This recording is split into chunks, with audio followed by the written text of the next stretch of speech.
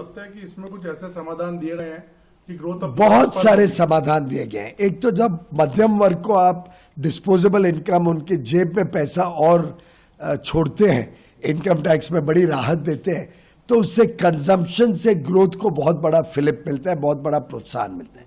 साथ ही साथ MSME sector में कई सारे बदलाव किए गए, विशेषकर job oriented sectors, leather, toys, textiles, tourism, उसमें जो प्रावधान इस बजट में है उससे लोगों को नई नौकरियों का साधन मिलेगा, नई सुविधाएं मिलेंगी, इनकम लेवल्स बढ़ेंगी। और किसानों को भी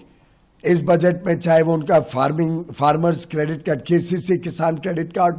की लिमिट 3 लाख से 5 लाख करने की बात हो, चाहे उसमें रिसर्च और इनोवेशन अच्छे सीड्स में हो, मखाना बोर्ड बनाने की बात हो, चाहे वो हमारे कापूस कॉटन फार्मर्स की प्रोडक्टिविटी बढ़ाने की बात हो, पल्सेस मिशन से देश को आत्मनिर्भर बनाना हो तूर, मसूर, अरहर में, चाहे वो हमारे जो स्टार्टअप्स हैं उसके लिए फिर एक बार 10,000 करोड़ फंड ऑफ फंड्स का प्रावधान करना, साथ ही साथ 5 साल और 80 ISC का बेनिफिट स्टार्टअप्स को इनकम टैक्स में छूट देना। एक प्रकार से टेक्नोलॉजी का क्षेत्र हो, मैन्युफैक्चरिंग का क्षेत्र हो, एग्रीकल्चर का क्षेत्र हो, टूरिज्म का क्षेत्र हो, हर एक को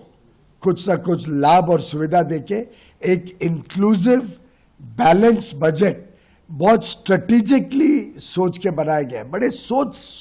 सोची समझी रणनीति के तहत ये बजट 140 करोड़ देशवासियों का बजट है। Do you think it will create jobs also, more jobs? It will create